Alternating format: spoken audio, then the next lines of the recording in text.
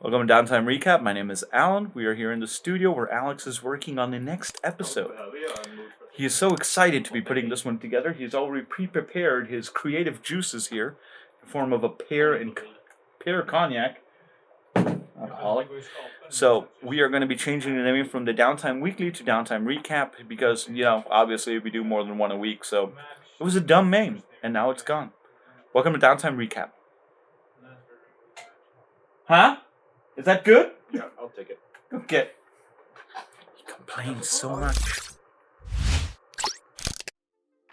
So welcome to Downtime Recap. We're going to start off with Halo 2022 is the launch date for the Halo TV series by Paramount Plus. They've got Tony and Emmy nominated writer Pablo Schreiber, who has been known for his writings for shows like The Wire, which is an amazing show.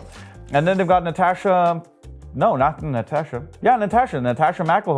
is going to be playing Catherine Halsey, one of the most awesome characters in the Halo universe. A little bit of a douche, but also the necessary evil, but also the good, super crazy villain doctor in every, show. So that's going to be amazing. It's going to be launching 2022 on Paramount Plus. It was going to be coming out on Showtime, but they changed that. And no matter what, this Halo fan is looking so much forward to it. It's going to be great.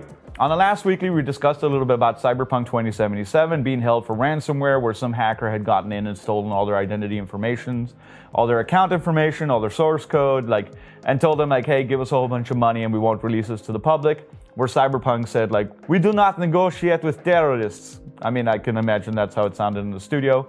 But now they've also just come out and said that their newest patch, the next anticipated patch for Cyberpunk 2077, is unfortunately going to be delayed because of this ransomware attack, as it has been reported that after 2 weeks, some workstations still can't be accessed in the office, and they've had a whole bunch of other things they've had to change to make sure that the security was up to date. So yeah, the patch is going to be delayed due to the cyber attack, which is no surprise. And judging by the situation, it's a fair thing to say that they can and should probably wait until it's ready before launching it, because people are gonna be mad. And Anthem 2.0 is canceled. The game that was touted to be the biggest hype game ever that just seemed very generic, that game didn't really have that much traction. People didn't want to play it. There were some issues with the launch of it. And now it's actually official. Anthem 2.0 has been canceled by the studio.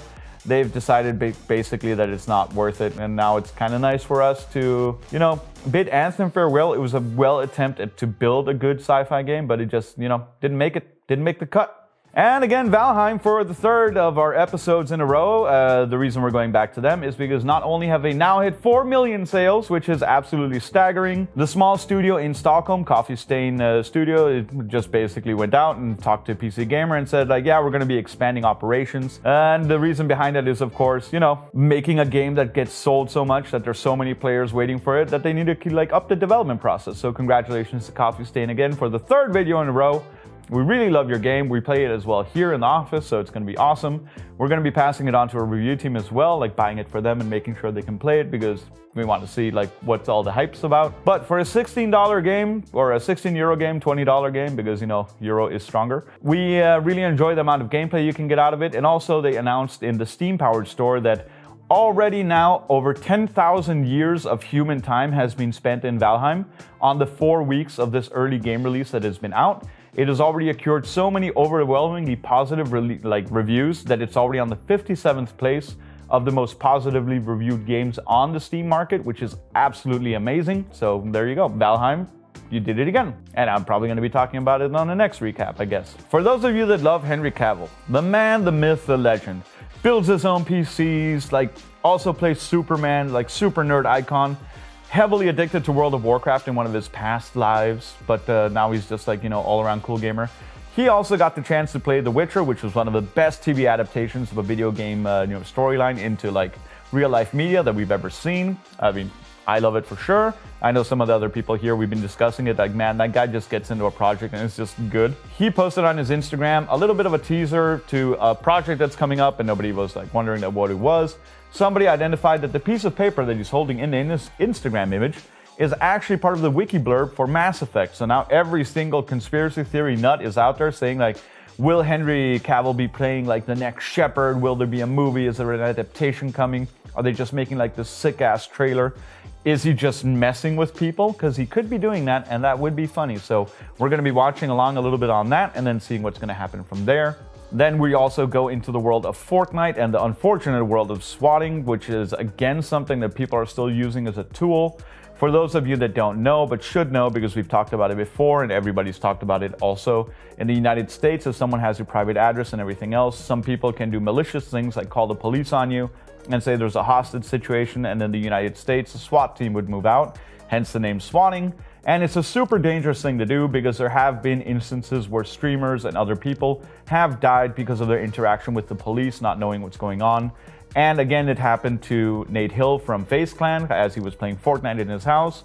Nate Hill was there. He turned off his Twitch stream and then he confronted the police and talked to them about what was going on. Please hit him. What? Why? Got swatted, I guess. What the fuck? Buddy just got swatted, guys. Gotta go back. And he said it was a very scary situation, intense and everything else, but thankfully Nate Hill is all okay and it's really good. And as other people have pointed out, we also believe like the act of swatting should be pursued to the utmost attention of the law and get rid of all these people, because it is not only dangerous, it's a waste of resources, and it's also such a horrible thing to do. And people that do it are just like disgusting human beings. And in the world of games, today we would also like to congratulate Zelda as it turns 35 years old in 1986.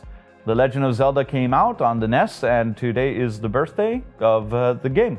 It was now that it came out, and Zelda has been a prominent figure in many a game, many a storyline, many adventures, and so many franchise games and videos and posters and TV series and live series and cartoons and everything else that we just absolutely love the Legend of Zelda. Some of our friends at Cosplay Princess Link do amazing things. Princess Zelda, Princess Link. There's probably a Princess Link. I mean, we'll probably find an image and put it up because amazing universe. So yeah, congratulations to The Legend of Zelda, now that that's been out for 35 years, and also the weird fact that Nintendo didn't actually post anything about it. Then again, maybe people just celebrate round numbers in the gaming industry. So now we're on to like something a little bit more serious and a horrible thing as such. A few weeks ago, we did a recap with the World of Warcraft Guild, also the Method team, where several players were banned off the World of Warcraft community and Blizzard community because of racist remarks during one of their in-game voice comms being leaked. Now it seems that an even bigger case has come out, showcasing the fact that tons and tons of World of Warcraft players and NA organizations have been accused of blatant racism, casual racism, happy-go-lucky racism, but it's all basically racism. Using the F word, the N word, Arab slurs, Black slurs, Hispanic slurs, racism, like just general bad, I was gonna say bad fucking behavior, and I am. It's horrible behavior, it's nothing that we wanna see in gaming, but it doesn't stop there. As these reports started coming out on the Reddit thread that we are now showcasing you in front, where all the allegations are being compiled, the Phoenix community who put this up said hey, give us your stories or information about people, here are the allegations. They made an Imgur gallery showing screenshots of said conversations that everybody had been saving, nobody had been bringing up because, they were too afraid to go up against these World of Warcraft personalities. Now it seems that it comes to the point where an Imgur gallery has been put up. People are saying come forward with your allegations and everything else.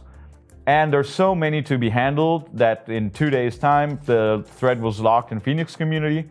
And they said listen, we are not able to deal with all the complaints, all the criterias, to make sure that this is handled properly, showcasing that there is a huge and endemic issue in World of Warcraft with racism in not only the top tier players and the low tier players. If you read the stories through the Reddit post, you can see 90% of them are all people sharing stories about people using the connotations for raping a mob boss as something that should not be used because it gives female players a really bad sentiment when they're playing, and it shouldn't be used. People using the N-word, casual racism, people telling black players oh wow, I thought you sounded pretty white there. Just general systemic racism in that sense. And we are not usually the people that go oh, maybe they're just taking it a bit too far. But reading all these stories, it is pretty clear and plain that the World of Warcraft community has a huge endemic issue with racism. Now I'm going to read a quote that I thought was very pertinent that was put up by the people that made the Reddit thread. The takeaway from this thread should be that World of Warcraft has a serious problem with racism in our community and at all levels. Whether that is cutting edge guilds, in M+ groups, in PvP, in RP, or even the trade chat, racism touches all aspects of World of Warcraft. We as a community need to examine what we can do together to change. The World of Warcraft mods account that actually posted that also pointed out that there's no reason to send death threats and be negative against the people that made these comments. Some of them have maybe changed or whatever, but it doesn't help to fight negativity with toxicity. So they are looking to seeing what they can be done to like help enact positive change in the World of Warcraft community. As such, we don't believe that racism should have any place in gaming.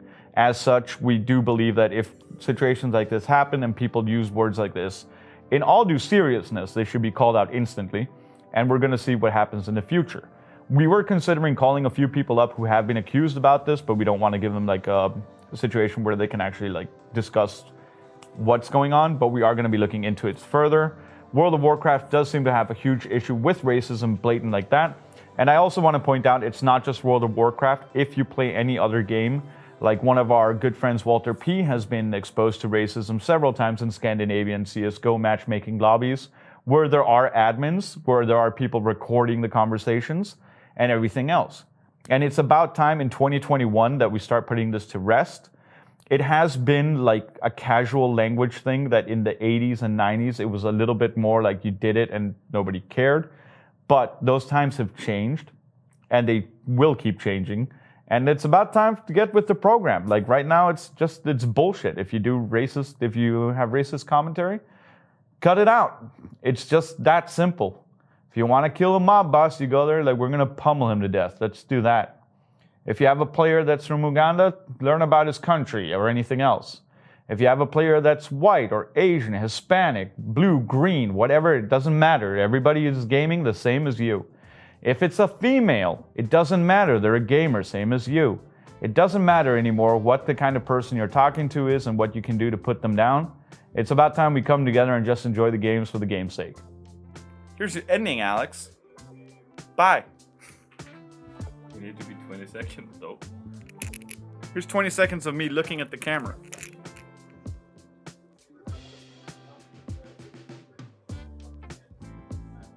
A little bit closer.